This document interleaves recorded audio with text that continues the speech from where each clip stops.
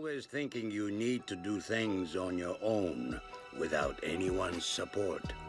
There is nothing wrong with letting people who love you help you. Not that I love you, I just met you.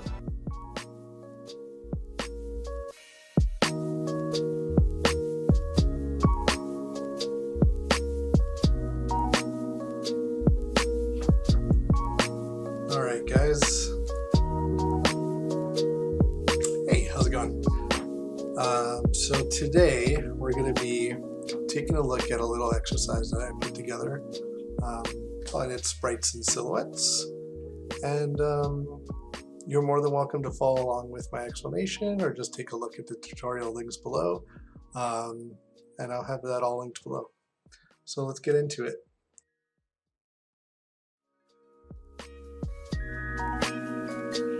Here we are. There I am. So let's go through this. Sprites and Silhouettes. Okay.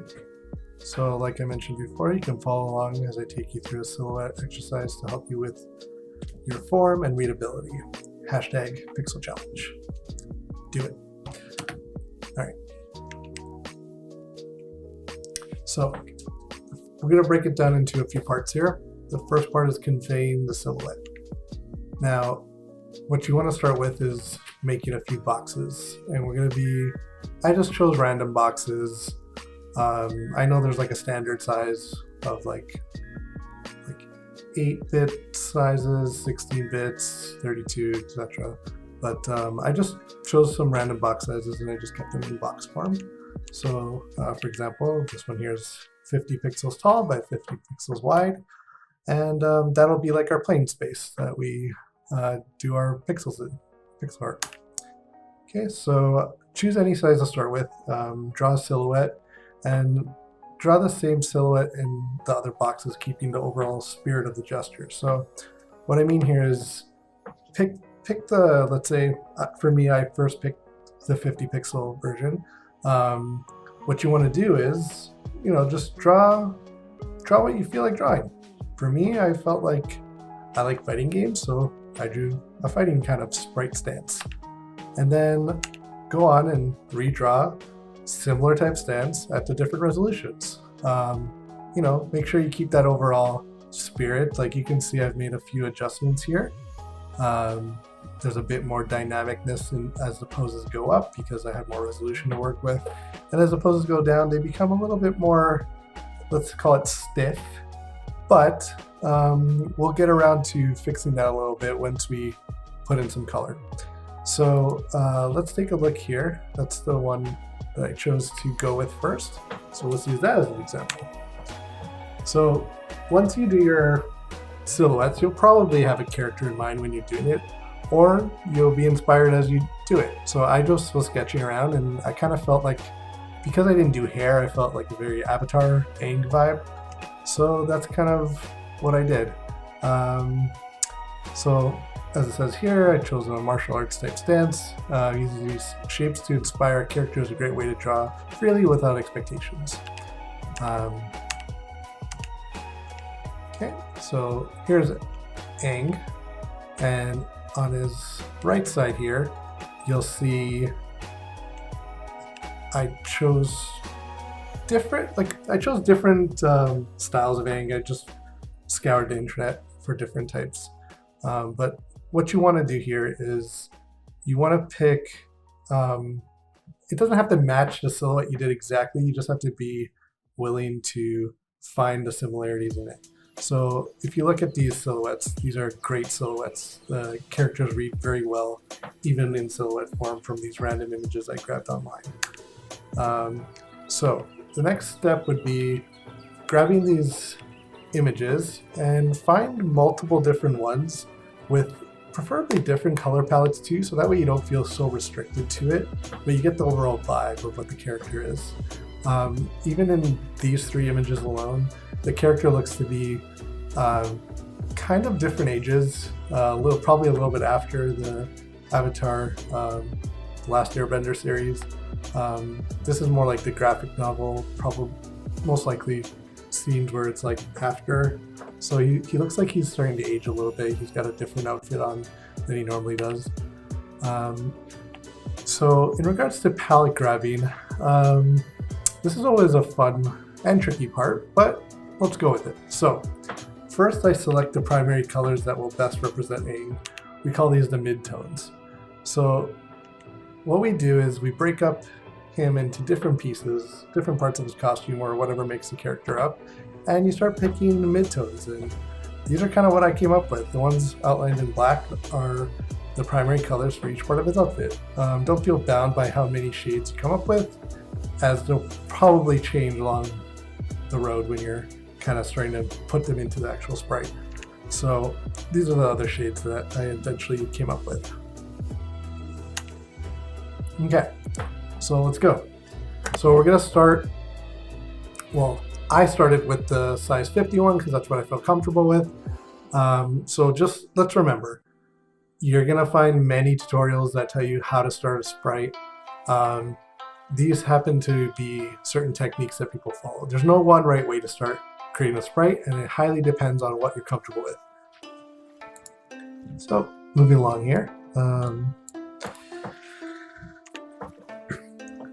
So here's our zoomed in 50 pixel by 50 pixel sprite, and this is the silhouette. So if it helps, try to sketch in your typical kind of blue pencil sketch or whatever kind of to help you with your layout, your shapes, to help you visualize your form, and it'll help you with your light source and readability as well.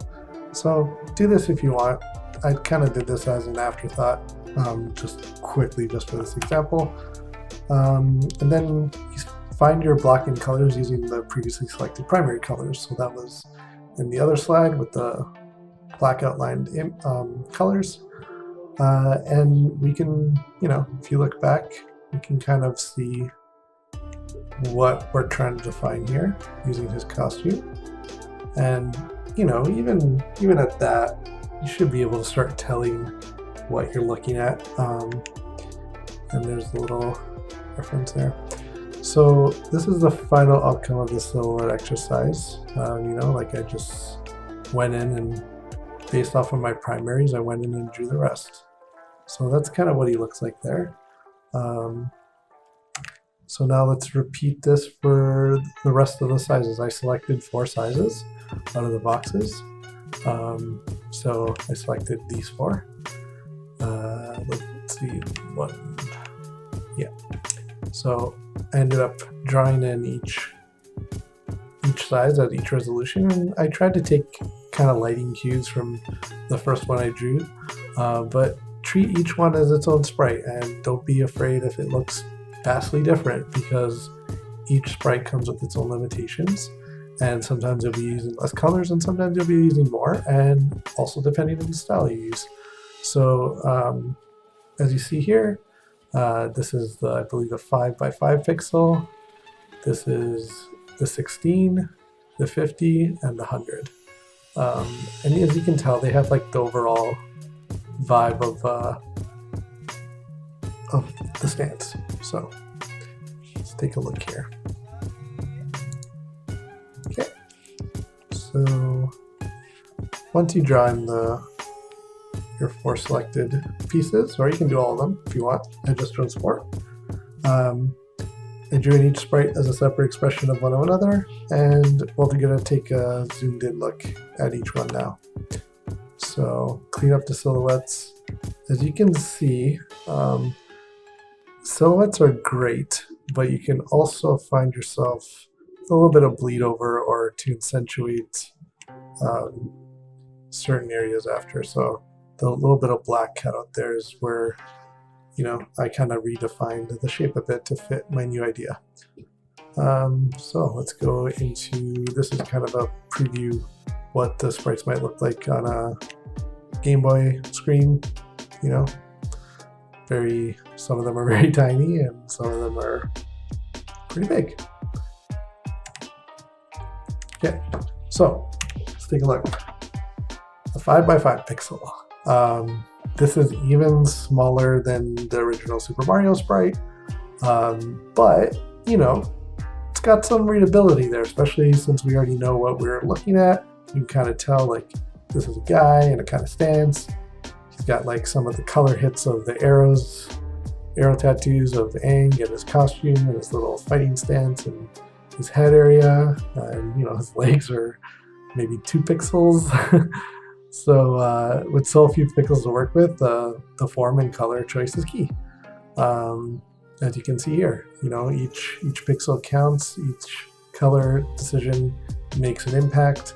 So don't be afraid to reiterate as much as you need to get that readability. The next one we're going to look at is a 16 by 16 pixel. So now this one's fun because with this amount of pixels, like it's a bit more forgiving. So now we get to be a little bit more creative with the pixel and color placement to kind of trick the eye into believing a certain form is there. So like the little fists and maybe like a little bit of a sense of perspective with a slightly bigger foot, like just things like that, a little bit of belt formation, little slight costume touches, but not really. You're gonna see that more in the next one. And you know, once again, a little hit of the arrow on top of his head, but not so much in his arms. And let's see here. So the next one is the 50 by 50 pixels. So this is the one we looked at earlier, just a little bit more zoomed in. So now we can really take the form to a fun point. We can start defining faces, hands, and clothing. If I initially created the silhouettes with a big head style, so something like Zelda, Mega Man, Pokemon, etc., then you know I would have had a lot more pixel space to work with in regards to how big his head is. Like right now, his head is maybe 15 pixels tall, you know, which if we look back, that's his head's about the size of this. So the 51, his head is the size more or less of the space of this entire character. So think about that for a moment. So when we go up in scale, we start having a lot more play space, you know. But once again, that's because I chose this style. His head's much smaller. But if we chose like an RPG style or kind of a platformer, or like a certain style that's a bit more cartoony or bubbly, you know, you get the advantage of certain readabilities coming across. But for this style, this is what we have. Okay. And then the last one is the 100 by 100 pixels. This is a lot more resolution to play with, but with a larger space that we use now, you know, like we kind of run into the opposite problem of the previous sprites. We can't hide as many mistakes, you know. In fact, like they'll probably be much more obvious to the viewer. And with this sprite style, we could have colored him with like different lighting that mimic like other fighters of its genre, like Street Fighter, Marvel vs. Capcom, King of Fighters, or any other of those fighting games. You know, I chose to keep it pretty, what I feel is like pretty standard looking. And, you know, like looking back, obviously there's areas that you can improve. But for this example and for this exercise, like for a first pass, I think it's fine. You know, we can always go back and reiterate, and if we choose to make a sprite sheet out of something, then that's where you go in and you go through your iterations, but that's a whole other video. But for the sake of this exercise, this will do just fine. So there's Aang. He looks maybe a little bit older, a little bit buffer, but yeah, so, you know, don't be afraid to try different shading styles. Even take this and like take whichever sprite you made and at this point and try doing a different style over it and see which one you like, see which one reads well at this scale. Each size pixel character, for like the characters have different readabilities and different things you can do with them. You know, not every style will suit every pixel layout. So yeah, so this is just the final comparison of silhouettes at each size. You know, we went through each one, and that's kind of it there. That's kind of, you can almost imagine if you're blurring your eyes in pixelation mode, that's kind of what it would look like going from this to this to this to this. So that's kind of cool. So yeah, that's pretty much it. If you have any questions, feel free to contact me at iDreamFX on Instagram or Andrea Mele on ArtStation.